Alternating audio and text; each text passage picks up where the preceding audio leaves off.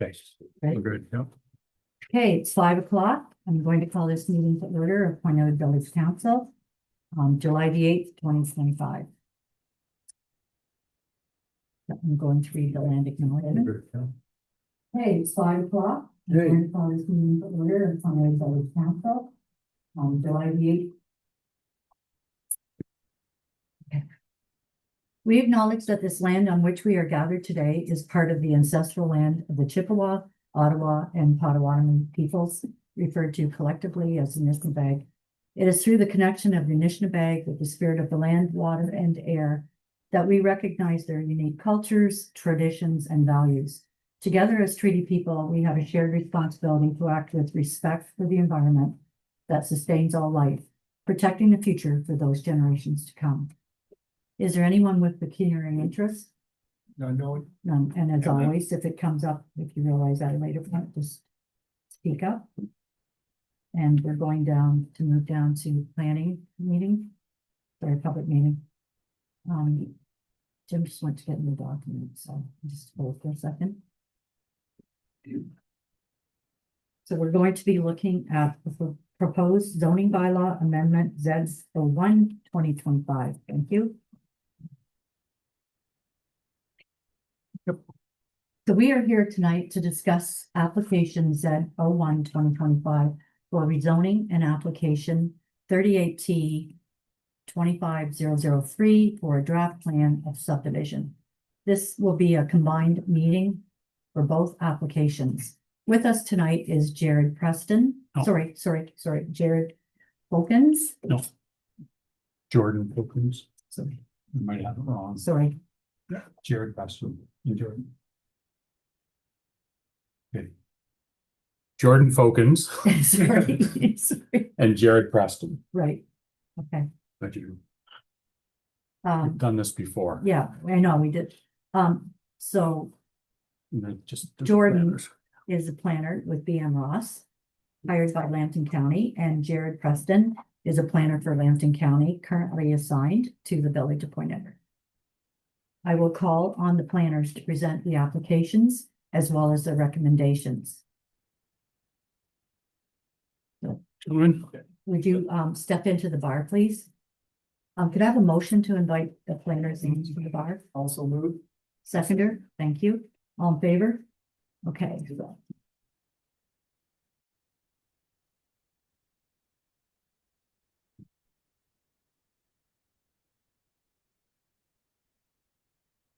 Yeah, sure. So I can get that. We'll modify the name. Well, we'll leave you on the chance. Okay, that's it. Are you sure? Oh, sure. Okay. You've done it before. All right, thank you, Yeah. Bertha. I am Doran Folkens from Green Ross and Associates. I've been hired as a planning consultant for the County of Lambton. As you said, I'm joined here by Jared Preston, and we'll present the two applications. We'll go over our recommendations, some important call or policy considerations, and next steps in this process. So if you go to the next slide, I'll just introduce exactly what we'll speak to you about. I will talk about this site. Jared will get into more details of the subject lands as well as the surrounding area.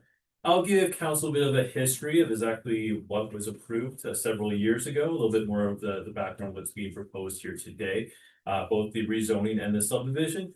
Jared will cover some important policies that we look at when we're framing our recommendation to council. And I will go over our recommendation and Jared will tell you about next steps. So next slide, please.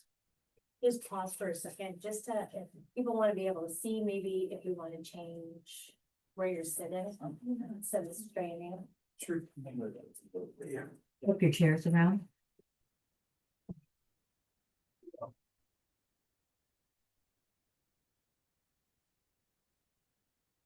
Appreciate that. Hopefully.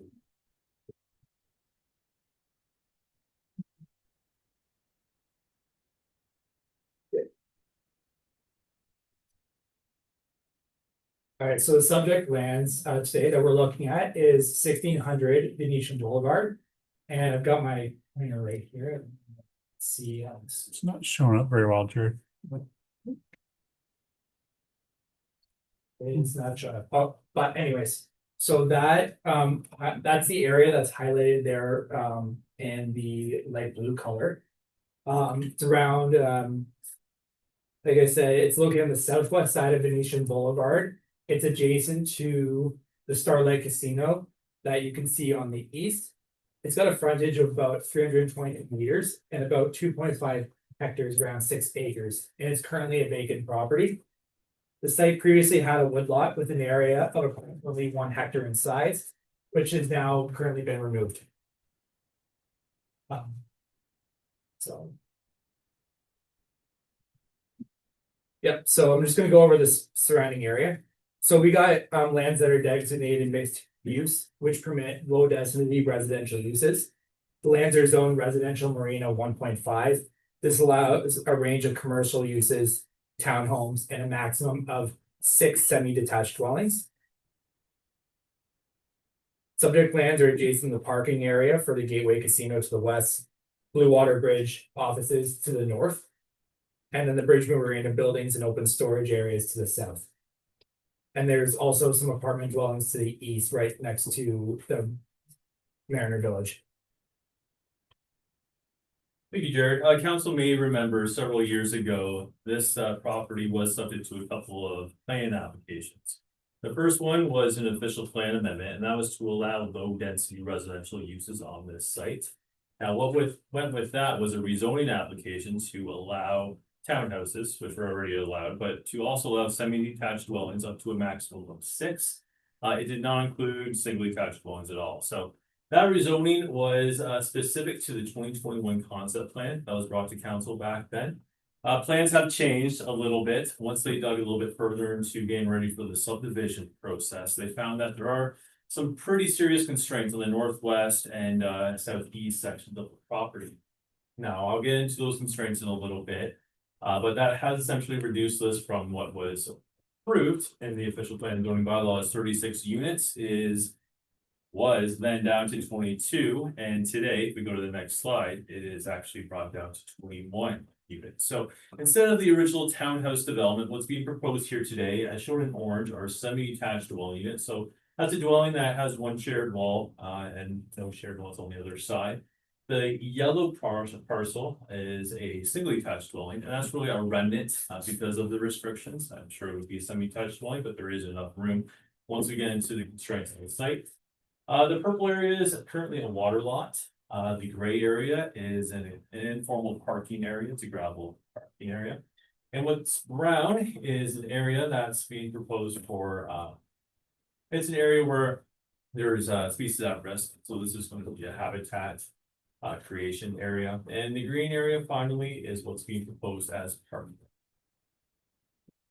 Now, I was talking about the constraints of the site. Actually, that's the next slide. This one will be the rezoning. So as I said, right now, the site is approved for a maximum of 6 semi-detached dwellings. What the applicant would like to do is have semi-detached dwellings throughout the site. Now, the framework for this was approved by council several years ago. Low density residential uses are allowed on the property. And when we're considering the zoning bylaw amendment, adding single detached dwellings provide more housing diversity and that sort of thing to the neighborhood. So we're supportive of that. Also, what's being proposed is a reduction in side yard setbacks, both from the street and from the abutting properties, and a lot coverage of 45%. Now, the lot coverage of 45% is currently what's allowed for townhouses on the site already. So the semi-detached and the single-detached regulations would mirror exactly what's already in the zoning bylaw. Next slide, please. So for the constraints, at the northwest section of the site, back when the applicant was doing the previous subdivision, they had an archaeological assessment got done. So practically everywhere in the village has potential for archaeological resources. I'm sure you're aware. They end up finding some artifacts. So there's a process for that. What can be done is you do an assessment on a site-by-site basis, and you dig and you extract all of those is one option. The other option is to leave them in the ground and then don't touch them. So they've opted for the latter, and that's why it's shown as an archaeological protected area. Now, part of that would be what's being proposed as parkland. So the village would be the future owner of this property. But looking outside the red area, you can see that there is a sizable area for if there's maybe a future parkland, some equipment, some swings, sit down area, that sort of thing. Now the green area, they found, again, common in this, well, rare, but common it seems in this area is Butler's garter snake. It is habitat for them. They've been through an extensive process with the ministry. They have received the required permits. But as part of that permit requirement is to, one, do a salvage of the area. They have to have experts out on the site, maybe you've seen them, and they look for snakes. They gather them up and they put them in a safe area. Another thing that's in the permit is, if you go to the next slide, please. So the salvage area is for the whole site, shown in blue on the screen. The purple is what was called a habitat enhancement area. So this would be to add different things to add to the Butler garter snake habitat. It could be boxes, it could be, there's a number of things. And green is a habitat creation area. So that's where there is an existing habitat, but it would. And next slide, I believe. I'm still. Yeah, so as I said, there's a lot of constraints. With that comes a lot of specialized studies. This subdivision has more studies required than most. Like I said, there's archaeological and consideration. There are a lot of trees on the property. So there's arborist reports. There were noise studies because Highway 402 is not too far, and there's recommendations from that. There are also, like I said, a permit from the Endangered Species Act and a traffic study. Now, the traffic study and the servicing capacity study were actually submitted as previous applications, so they are a little bit old. Correspondence that we got from the County of Lambton, they do require an update to that study. Now, like I said, before it was 36 units, we're going to 21. They didn't have any concerns necessarily. There were no recommendations for additional lanes of traffic or left entry lanes or anything like that. But what would be required as a condition of approval? What we're recommending at least is a supplemental memo. So they would look at the traffic for the next however many years, it's updated based on what's taking place today. So I'll let Jared talk about the policies in the next slides and some of his considerations. So the applications in front of us today are for a rezoning. To allow, as Dor mentioned, to allow up to 20 semi-detached dwellings and then allow singles one single detached dwelling unit as of right. The rezoning needs to be consistent with the provincial planning statement, the County of Lambton official plan, and our village official plan and zoning bylaws. And there's also a requirement for a draft plan of subdivision, which the County of Lambton is the approval authority for that. Council can make a recommendation to the County of Lambton to approve with conditions or refuse the subdivision application if they want to today. If the rezoning and the plan of subdivision is approved today, the owner would need to satisfy all conditions of approval within 3 years, although an extension can be requested.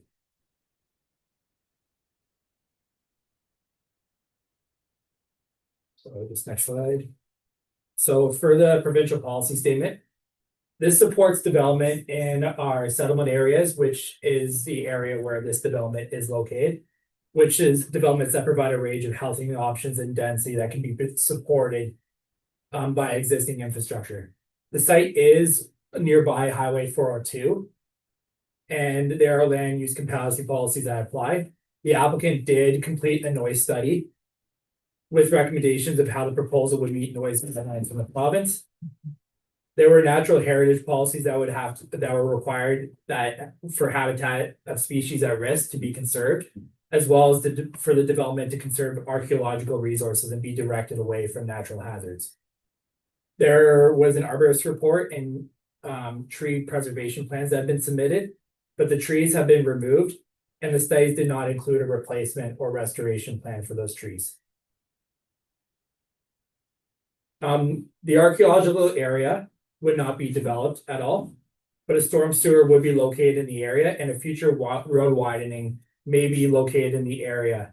And that came from our County of Lambton Public Works comments. Archaeologists have been contacted and is reviewing the requirements, including a further study is required for that road widening. The owner has a permit under the Endangered Species Act for development on this site, which includes a habitat creation area and an enhancement area. Natural hazards also have been identified and studies have been approved by the St. Clair Region Conservation Authority. Staff found that this is consistent with the provincial planning statement. Provided conditions include a tree replacement study and includes all recommendation and requirements in the archaeological assessment and the endangered species permit. So next, I'm gonna go over the plan considerations for the county official plan. So this is located in what we call in the county growth map, the urban center and settlement area. This permits a wide range of uses as well for residential. And it permits a wide range of mix of lot sizes and dwelling types are encouraged. There are similar policies that this official plan contains as the PPS regarding cultural heritage and natural heritage, as well as natural hazards. These policies encourage a built form that is well designed, encourages a sense of place, and provides for public spaces that are high quality, safe, accessible, and attractive, and vibrant. As we know, Venetian Boulevard is a tourist area and an arterial road. So we feel that it's important to have a well-designed frontage that includes landscaping and adequate footing and fencing. The county plan has policies for conditions of approval, including linkages and walkways and appropriate urban design standards. And both of us planners recommend that a walkway be provided at the west end of the site to connect to the Venetian Boulevard sidewalk. So I'm gonna go into the plan considerations for the Village of Point Everett official plan. So the designation for the site is mixed use. It permits low density residential uses and no amendment is required. This the village OP does require sidewalks to be provided along one side of the road. Other cul-de-sacs in the village have generally contain sidewalks that are on one side of the road. The village also, in terms of parkland, will generally not accept parkland that is not suitable for development. Park contains an archaeological protected area that should not be included in the 5% parkland dedication.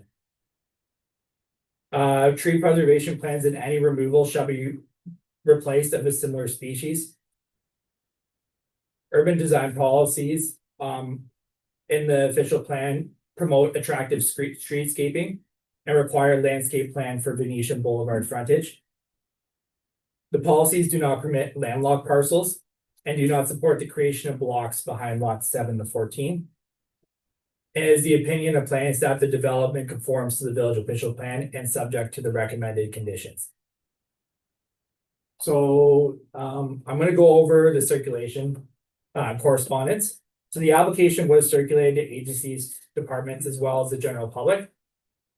Planning staff received responses from the St. Clair Region Conservation Authority, Lambton Public Works, Ministry of Transportation, Point Edward Fire and Rescue, and Hydro One.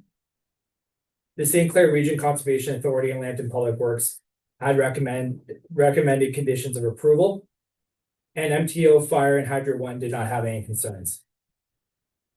Just gonna send on the Jordan for the next slides. Thank you, Jared. So considering all of these policies, reviewing the site,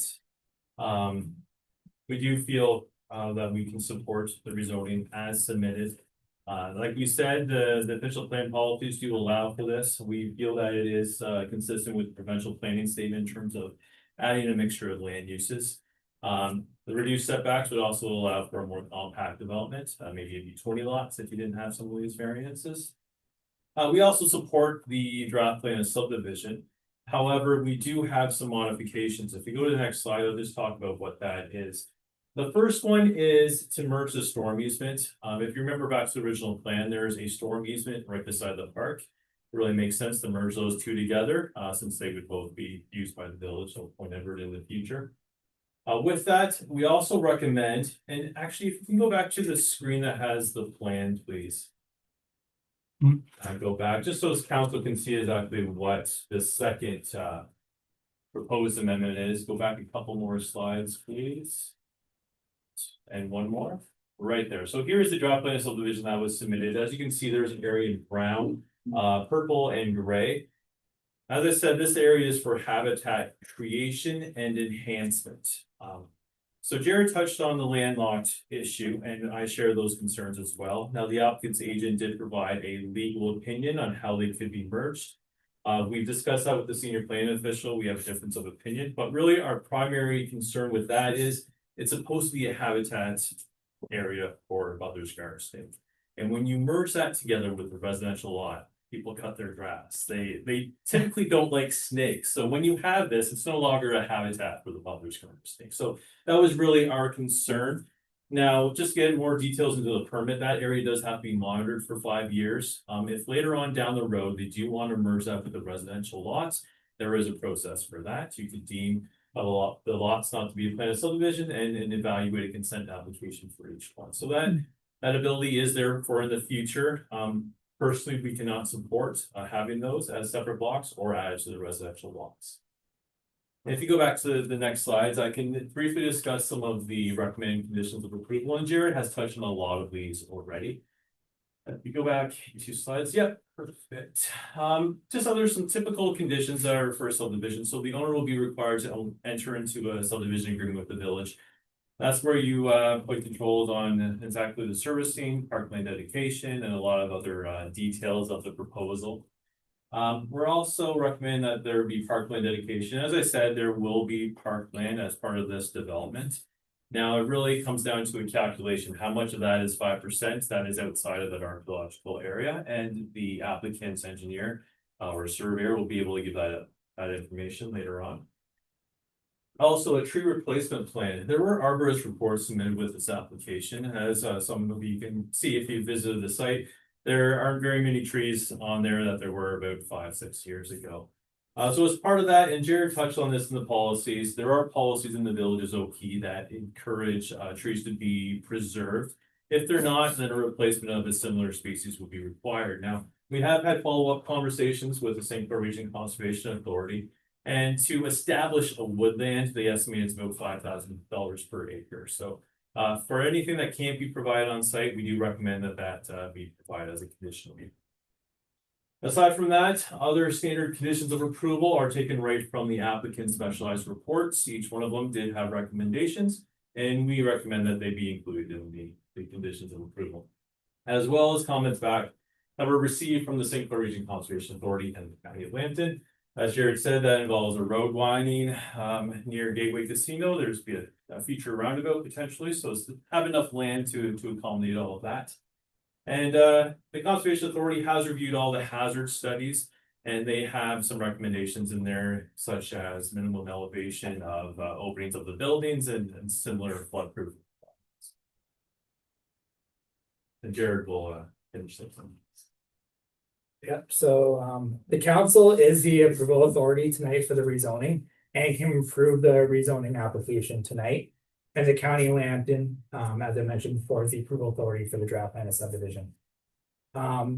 Whenever village council does have the ability to make a recommendation to county to approve or refuse the application or provide recommendations for conditions of approval as well.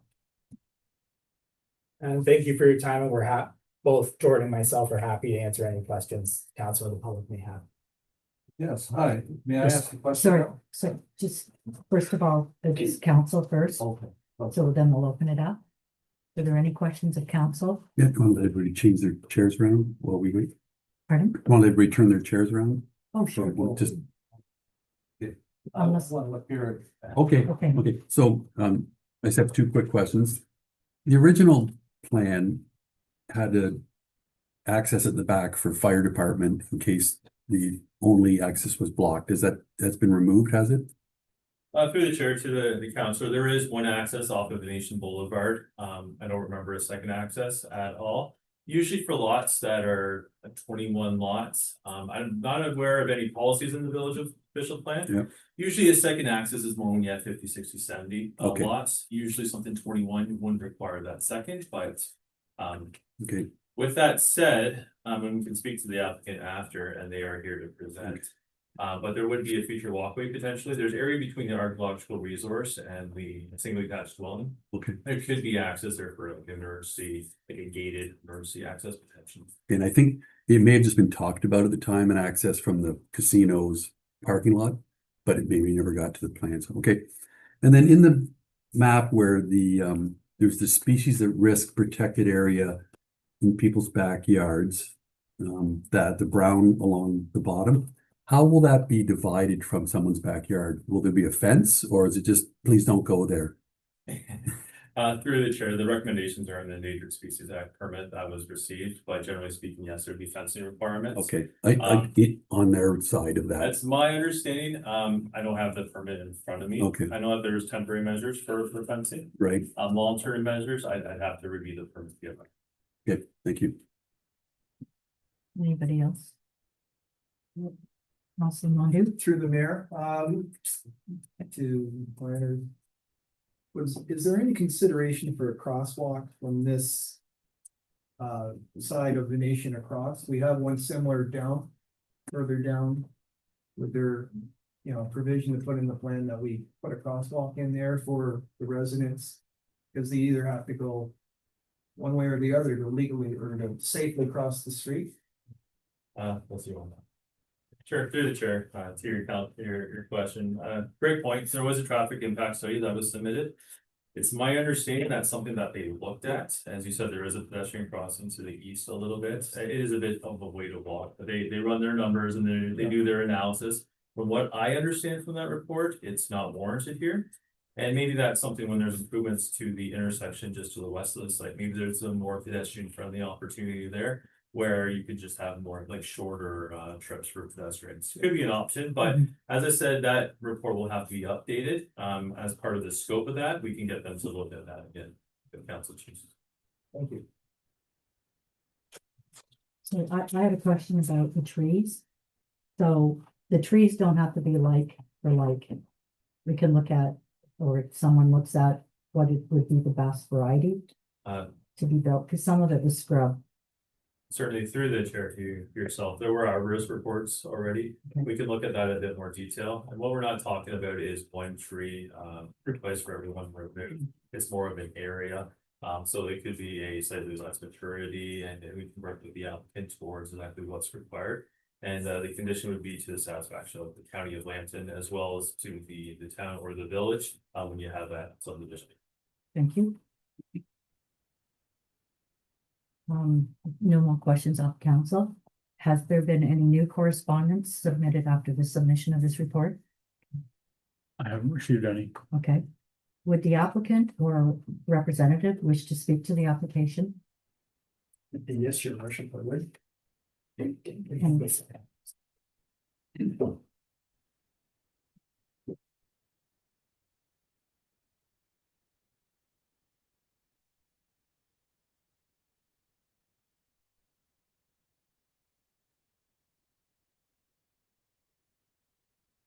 My name is Edwin Trenta.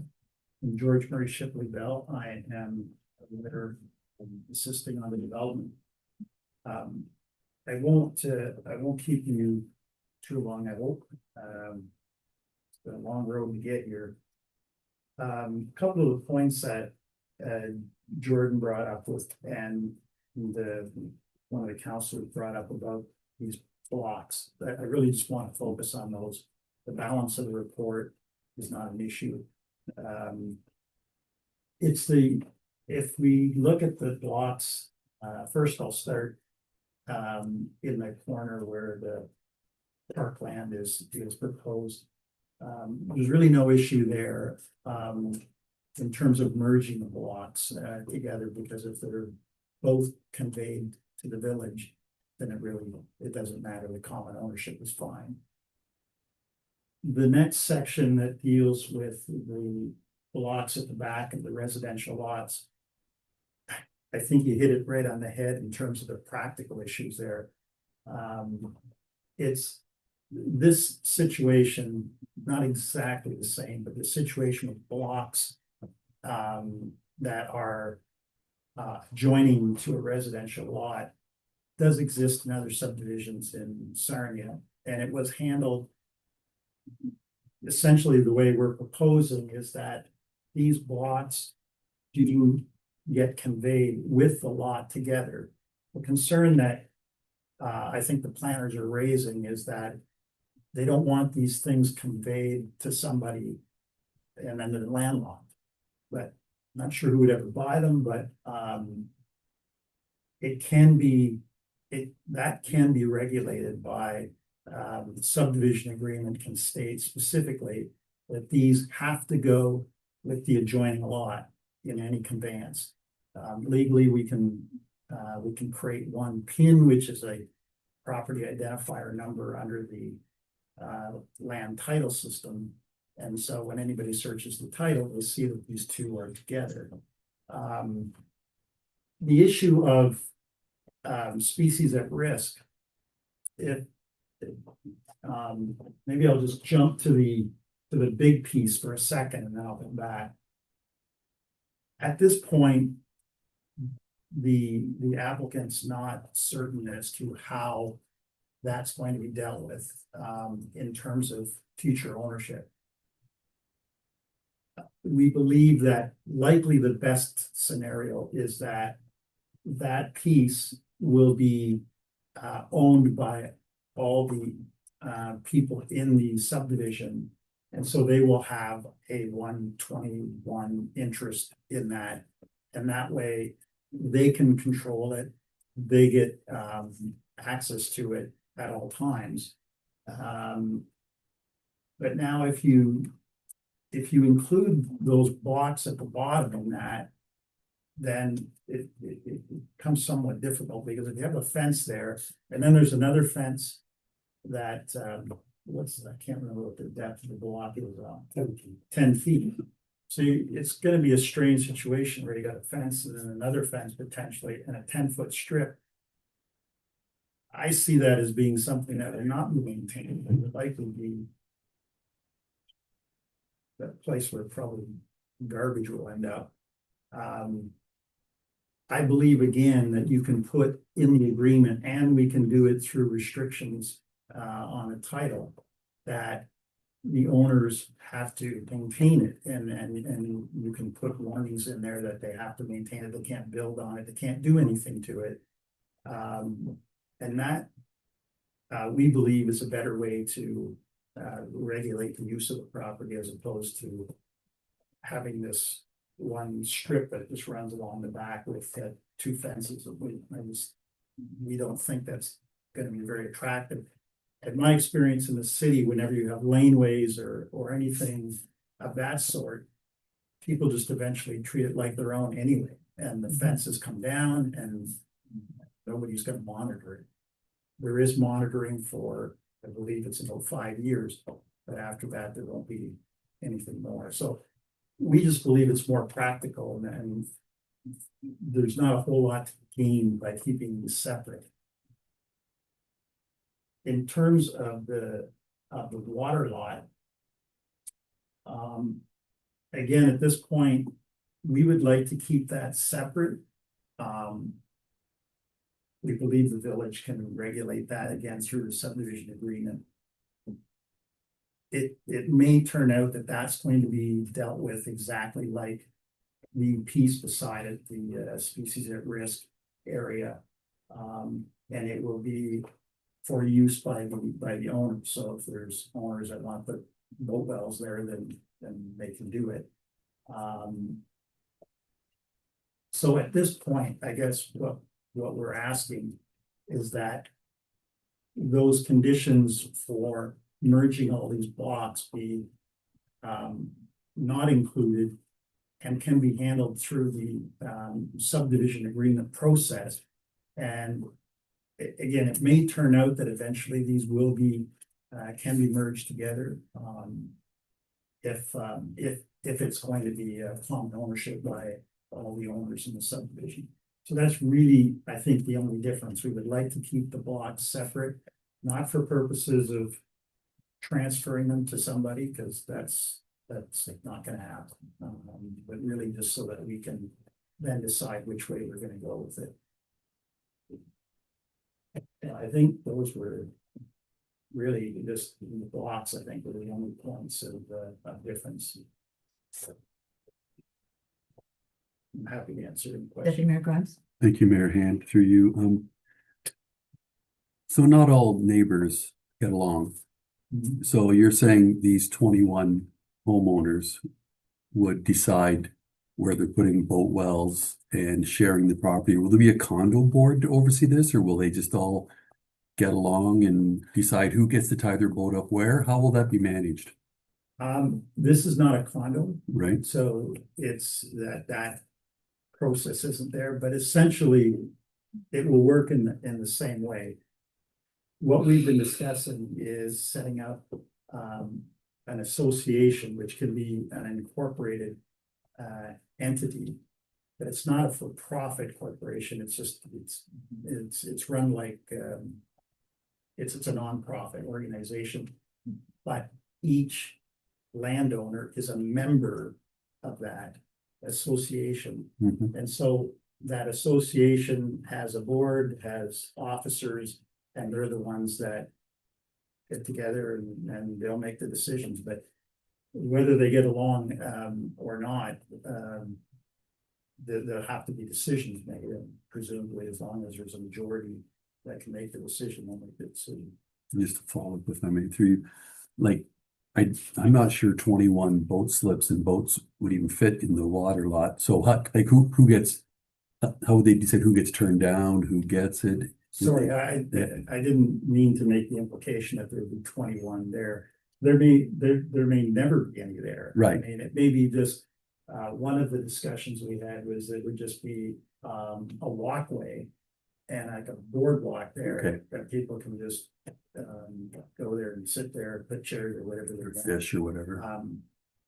Yeah, the boat wells. If they want to decide to do it, it would be the association that would be controlling them, and then whatever rules they want to set down as far as how they lease them, or. I don't, it will not be a case of people owning them. Right. Not an issue. Yeah.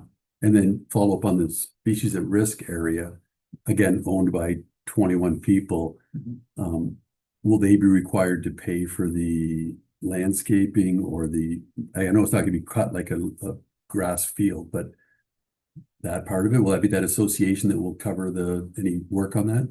Yeah, what I've seen in other developments, not in Sarnia, but mostly in other areas, is that the landowners will, basically like a condominium, they're gonna pay, whether it's $100 a year or $200 a year, and that's gonna cover the maintenance of this. Presumably this is an asset to them, Right. not a liability. Yep. Because there really isn't gonna be much to do with it. There may be some cutting grass or. There's no grass to be cut. This is a special grass. And I'm responsible for the first 5 years. Okay. There's pretty special grass and it grows to a certain height. There's no grass for it. There should be very little maintenance at all unless something happens to the boardwalk only. Right, okay. Okay, thank you. So it's interesting when you talk about the two fences.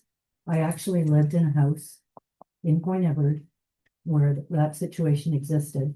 I was a long time ago, I was young, but we had about 5 feet between this fence and the neighbor's fence. And it was, stuff got thrown in there and there was a lot of scrub trees like sumac and whatnot. And eventually we came to, I don't remember all what happened. It came to an agreement where one fence was torn down and an agreement was made over that piece of land, but it can never make any sense to have a piece blocked off like that. To any good use. That's how we feel. Yeah. Any other questions?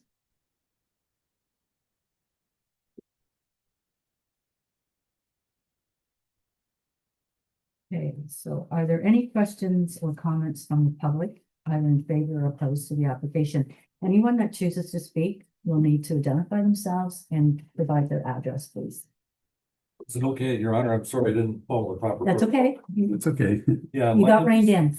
My name is Glenn Carson. Yep. I'm the president of LCC Right. 53. And I'm also representing, so it's 1550 Venetian Boulevard, the property adjacent to this proposed, and we fully agree with what's happening here.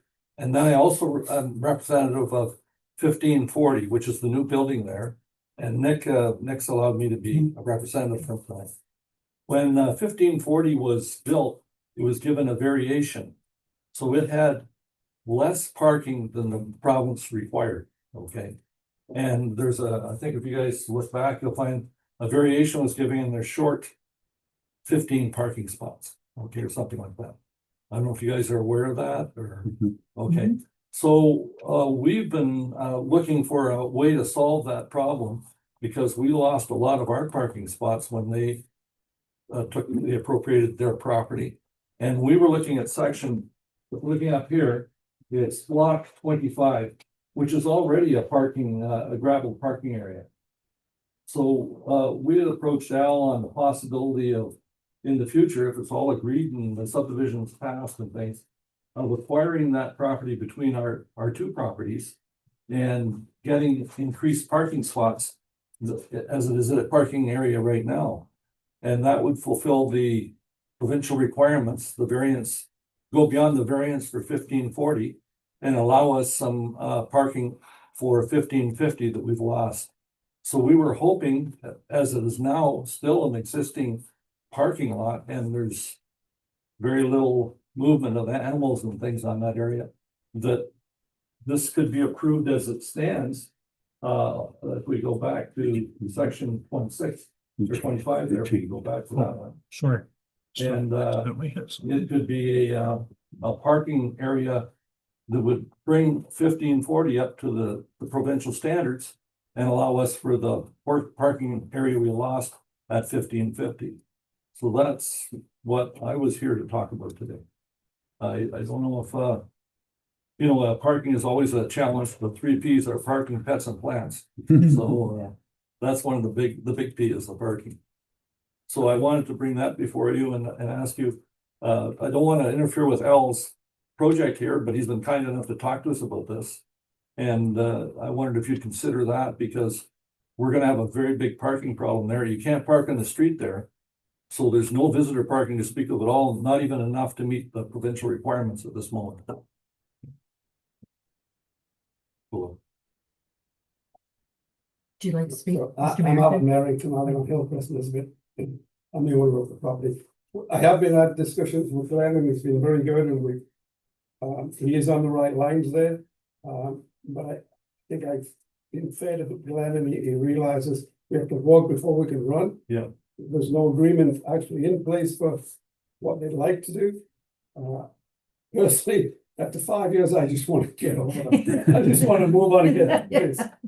Leave this. And then we probably would have to come back, did some legal stuff for that Yeah, area. I think we've been pretty frank and consistent. As Al said, we have to get this development approved first. And then, and we have to see how this whole area is gonna work, including a water lot. That's why, we can't really deal with that parking until we have that resolved as to how it's gonna work. We don't know what we're gonna do with that little block. It's a bit of a dead block now. It's hard pan. So I just wanted to address if it was passed the way it's drawn, that's a green area. Then it would be impossible for us to go forward and solve the parking problem we have that sort of was generated when they were allowed to build 1540. So we're hoping that you guys in your hearts could see the problems we're facing with parking in those 2 buildings. And that green area right now is a parking lot already. And we're not planning on building on it or doing anything if we're able to acquire it. Like, we don't know if we're gonna acquire it or not. We hope we can. I don't think that's a great. No, it's gray. Confusion. Gray, Yeah, I it's a think gray it's- area. So in the other drawing, it's a green area. If we go back to the one where it shows green. Right here, It's Glenn. not green as in a parkland, if that's. So let's go to the one where it shows the drawing where let's go The forward. corner. Yeah, I know exactly the spot. Oh, yeah. The gray Let's go It- forward it to is another not one, a, next one, specific- next one, there. There See, it that's- is. That's covered by the green area. No, I think that's, species at risk. that's species at risk. That's it. But I'm telling you, there's no stakes on that hard pan. In fact, I'll tell you now, after spending $22,000 to have a biologist there morning, noon and night, didn't find any snakes. And it was species at risk that made me cut the grass after the salvage time, within 48 hours, and remove all vegetation. That's why I tried to clear now. So I'm just here to solve a problem that we have existing in the village right now. And it's gonna increase as that building's completely full, we'll be struggling for parking on those 2 buildings. Through the mayor? Yeah. I have, Josie Parker, 1741 Lake Shore Road, as a potential, owner of one of Mr. Merrington's, lots. I would just like to say that, or the question first is, how many cars can you park in the driveway? Like, I don't know how long the driveways are, how many cars could you park in the driveway before, out of consideration for Mr. Carson, that we essentially give up a parking lot that is part of the area now, like Two in the driveway, two in your garage. 2 in the driveway, 2 in the garage, okay. Okay, so that will help people make a decision too, because 21 lots, you know, company, one thing and another, large families, you need a place to park, I think. Okay, and thank you. Any other questions?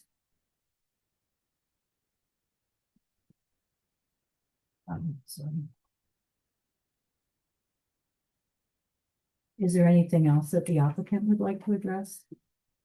Lots.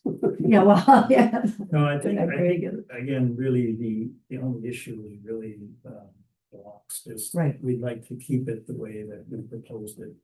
I do have one question, I think that maybe Jordan could help with, or Jared, the green area, which is archaeological. Personally, I'd like that all to be green area. Obviously, I'd like to plant trees where the Archaeologicus and the Sinclair allow me, which is probably around the outer's edge. And like Jordan said, put some benches or something in there. But are you telling me nobody can walk over the archaeological land if it's a green area? So they're gonna walk over it. Through the chair, can I answer from my seat? Yeah. Sorry, this is a bit of- Please. You're Prince Edward. Question, Mr. We're Mayor. casual. What it says in the stage 3 assessment. Yeah. And the letter from the ministry is, tree removals, not allowed, site disturbance, digging into the ground. Yeah. Not allowed, and generally speaking in parks, you're not allowed to do that, anyways. Walking over the land, I don't think would be an issue. All right, so Necessarily, it's once you get extensive disturbance of that soil that could damage the artifact and everything, that's really. we just like to see a nice green area, everybody in Point Edward can get some benefit from.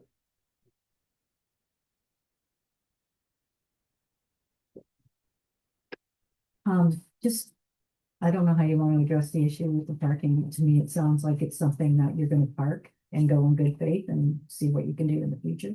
Yeah, I just think you can't really address Yeah. that. I mean, that's really just a private Right, issue But- between two landowners anyway. We just wanted to make sure that it wasn't zoned as a exclusive green area, then that would take away the ability for us to make a deal on the parking. So that was our only concern. We'll have to come back to that rezone. is there any issue with what they're saying on the zone? Yeah, through the chair, these are some things that are maybe better in the future to Mhm. discuss rather than really at this Yeah. time. From my understanding of the whole Endangered Species Act and the permit that was required for that is a habitat creation area, if I'm not incorrect, so they will have to establish some sort of habitat. How that works together with a future parking lot, I think we need further study. They have to get biologists, ecologists out there, evaluate everything, and then make a decision at that time. Well, I'm working with them right now, so I'll try and answer those questions ahead of the game. Well, you've opened up to the opportunity to have a discussion in the future, so there's nothing that we can do about that today, so. I just wanna- Marianne? just- Okay. Yeah. So is what we're gonna do tonight, will that block them making that a parking lot, or will they have to come back and start all over if they wanna make it a parking lot? And through the chair, today, really what council is doing is they're deciding on the rezoning application to allow the 20 semi-detached dwellings in one single. The lot creation or the subdivision approval is actually up to the county of Lambton. So they will review the minutes, they'll review the report, they'll review all the studies and reports that were submitted, and they'll make a decision. Now, council, if they do support the subdivision, they could send to the county, let them know that you do support the subdivision. If there's some issues with some of the conditions or what's being proposed for some of the lots to merge together, that can be identified in the minutes or even in a resolution. And, or sorry, as in the motion, and that can be sent to the county for their consideration. But what you're deciding today has no impact on the park. You're not changing the zoning on that whatsoever. Okay. I want to clarify that. Thank you. Thanks, Jordan. Is there any more questions from council? Is there anyone wish to make a motion regarding the rezoning application? Oh, I gotta close. I'm gonna close the public part. There's no more Right questions. there. So there's no more questions. We're gonna close the public part of the meeting. And I thank you all for your input. Thank you, council. Thank you. Thank you. There's two motions, right? So I can move one. I don't know. Okay. So I'll move the council approve rezoning application Z 01-2025. Second that. Nick, you wanna do it? Can we do it as joint or do it separate? Separate. Okay, all in favor of that motion? Thank you. Okay, move on, and is there a will? Second. I'll move the second. Okay, thank you. You have it?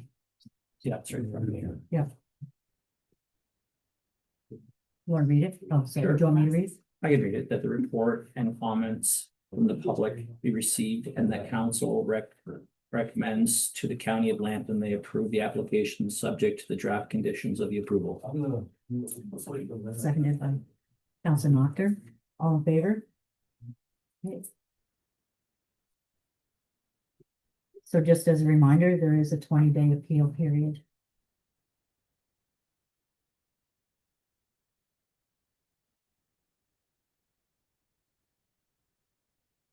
Have you just mandated the conditions in that? You agree with all those conditions? We've recommended the county approve and basically consider all those conditions. Like it's up to the county to make the final decision on the Consider. yeah, but am I correct, Jordan? Like it's not, That's Thank you. We just moved it forward, right? Yeah. And then now the county does their due Okay. diligence, and then it comes back to us. so we'll give them minutes of the meeting. They'll have access to the video. This is all being recorded. So they'll have access to all the public input and then they will make the decision on what the actual conditions of the final approval will be. Okay. So thank you everyone for attending. We appreciate your input. And the bylaw to rezone property will be dealt with at a later in this meeting, so. Okay.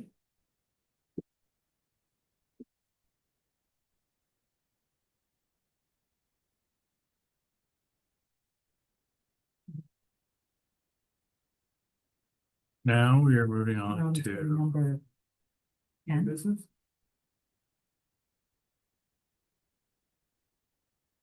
Number 10.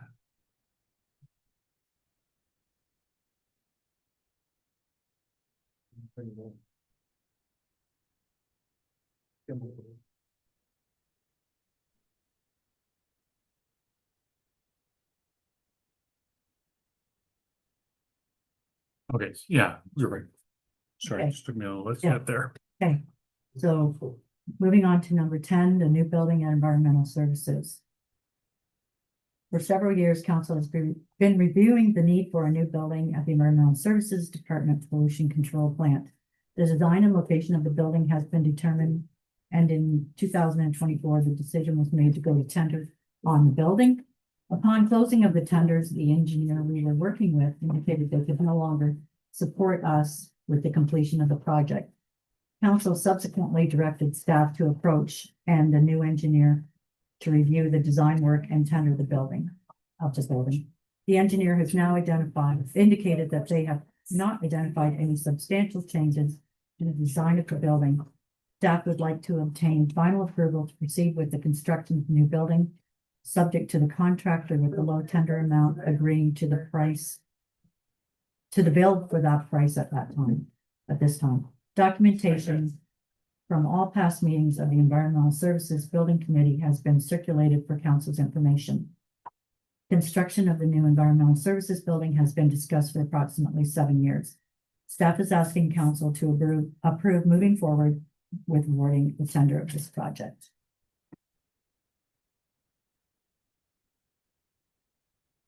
Okay, so we circulated documentation, everything, we recirculated. Open that door.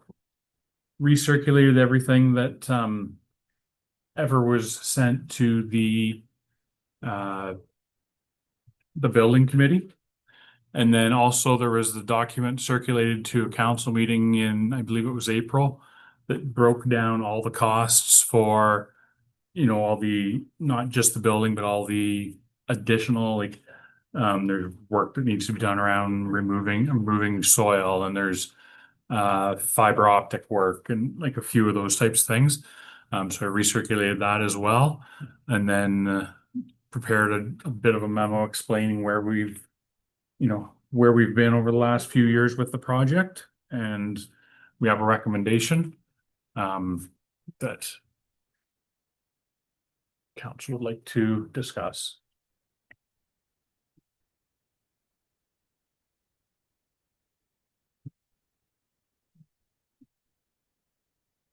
Where did we discuss about a motion? That when we're done? Typically, there's a motion on the floor before you discuss. To open it up for discussion. I'll move the recommendation. Seconder? I'll second that. Councilor Mondale? All in favor? Well, Well, Wait, no, sorry. discussion. To open it for construction. Didn't mean. Yeah. Done, I meant for discussion, questions. That's all. Councilor I'll go Mondale? through the mayor. The new environmental services building is far more than a building upgrade. It will provide a safe work environment for our employees. And it's a commitment to sustainable and efficient municipal services at both environmental services and public works. As it allows more space for public works. It'll position the village of Point Edward to move forward with immediate and future population growth, as we spoke about here earlier this evening. I support this building. Other questions, comments?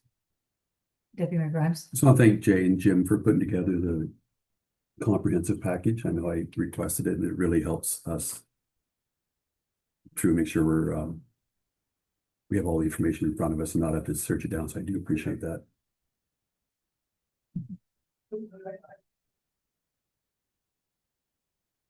Any other questions? No, can we record a vote though?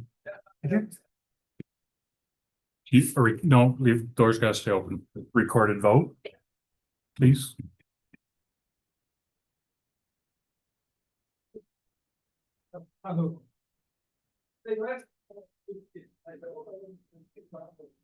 Okay.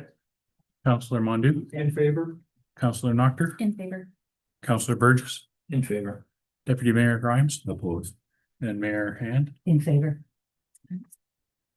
Motion carries 4-1. So Jay and I and the treasurer will work over the next 2 weeks to have a report on financing. And I feel the St. Clair Street project and this are very intertwined, as you alluded to in your email. So we'll have that report back for you in 2 weeks from tonight. Thank you. Okay. There might be other new business. Is there any other new business?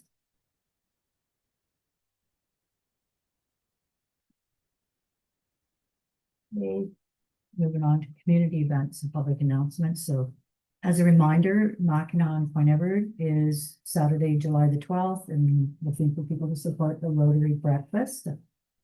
It's an annual event. The car show, Vintage at the Park, is July 25th. And that's all that I know about in the next few weeks. Anybody have any other events that they know of? No? And no new business? So move on to bylaws. I'll move the bylaw. That bylaw number 19 being a bylaw to amend the zoning bylaw 25 of 2012. Be read a first, second, and third time and finally passed on this 8th day of July 2025. Thank you. I'll second. Seconder? Councilor Noctor? All in favor? So that's carried. I need a resolution to move in camera. I'll move that. Okay, I'll second. thank you. Now we can shut the door. All in favor? Yep. Now I'm gonna stop the live stream.